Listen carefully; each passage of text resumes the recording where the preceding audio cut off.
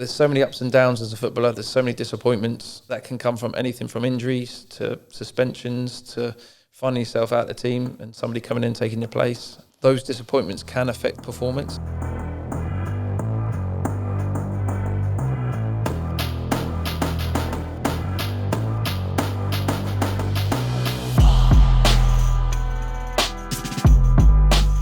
Obviously, guys at higher levels won't maybe listen to this podcast to improve. They're at that level for a reason. Hopefully the guys who are at non-league level listen to this and can take something from what you're saying. So the 2 nights a week, obviously a lot of people are playing part-time football.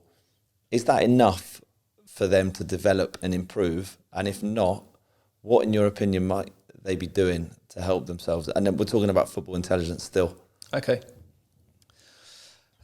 Well, I mean, on behalf of Weymouth Football Club, where I'm currently at the moment, we understood that we needed more contact time. Whether that covers football intelligence, it probably does in the background, because we're constantly having contact time. The players are going from last year having sort of 7 or 8 players to this year having 17 players on a Wednesday session. So for us, we've increased that contact time, which will only help in terms of football intelligence. I think having a platform to be able to view your own footage back, we have the pleasure of that with a platform called Huddle, where players have their own logins, can go in, can see their own performances, opposition, that sort of thing. But I think if you look back on that and think to yourself, I could have done that better, or I could have been in that position. But then does that dictate what it might look like as a team? So again, it's maybe something that you could do in terms of writing down questions for the manager, for the coach, and say, look, if I'd have done this differently, how would this affect the team? Or how could I get my wide player on the ball or my 10 on the ball? Those are the sort of things. I think having an identity with the team or that you're playing in as well will help, because if you're a team that wants to play direct, how does that affect me as a defender? Or if you're a footballing team, how can I get those players on the ball? How can I gain space and time? But I think if you identify that, if you ask the manager, coach that, I think that'll help. What, in your opinion, can guys do in their own spare time away from training? Because I understand as a manager, you want more contact time with the players, but for the majority of their daily week, they're not in your presence. They're not being given they're not conversing with you. How can guys obviously leave the football environment and still develop? I mean, again, talking on behalf of our squad, we've inherited a good bunch of lads.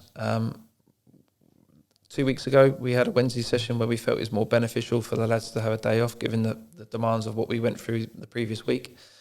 And yet, I'd say probably 6, 7, maybe even 8 players were off doing their own thing.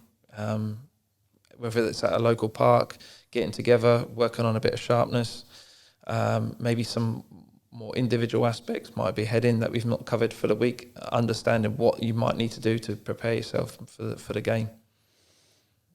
I mean, it seems as if you've created that culture here at Weymouth where guys obviously want to improve, they want to learn collectively.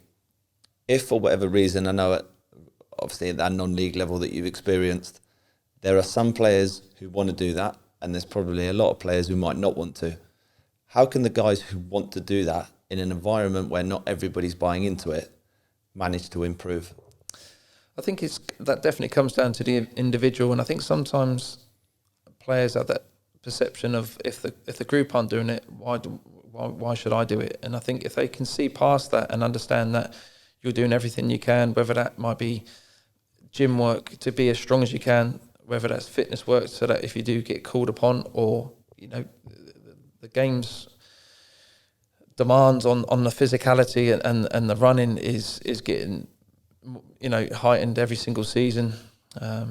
Sports science is coming into play now, so you're looking at the distance and high speed running, all those sort of aspects that come into the game, and something that not necessarily was I introduced to, especially early part of my career, but certainly to the latter part of my career, it was a main focus at certain football clubs where sometimes even team selection would be based on how far you run. Personally, that wasn't necessarily my ethos, and it isn't my ethos here, but it's a marker of of maybe players not necessarily hiding within training or games, maybe doing that a little bit extra, and it comes into sort of almost like key performance indicators, so that we know that when our fullbacks are coming into a game situation, they know they need to hit a certain amount of high speed running because they're a key to how we want to play. And you know that education now can be transferred from manager to player, even more so now. But it all goes back down to sort of the player understanding, asking questions. You've lived in or played in an era of football where probably at the start the word busy was used as a bad thing. And if anybody was seen to do extra or go beyond what was being asked of them, that was ridiculed by their teammates or whoever. Whereas now in modern day football, being busy is almost the bare minimum. Like you can't get away with if you want to be successful without being busy. Is that something that you saw change as you were playing, and obviously now working in going into your coaching roles? I think most definitely. I think pre-season was deemed to be do what you want through the summer, and then you lose your body fat through pre-season. I think at every level now, I think players look after themselves even in the off season. I do think it's important that you have downtime, because I think it's especially the higher you go, the demands and the intensity and the mentality is so heightened that you do need to have a break. But even players still look after themselves now, and I think it's definitely pivotal in terms of trying to hit the ground running. I know clubs were, back in the day, they're really curious about giving you so much time off, but I think clubs are a little bit more relaxed on that now, because they know that players look after themselves. And I think, especially in particularly with our lot, the players have come back fit, strong, almost ready to hit the ground running. So sometimes pre-season was probably 1 week, 2 weeks of building yourself up. Now you could probably do that after 2 or 3 days.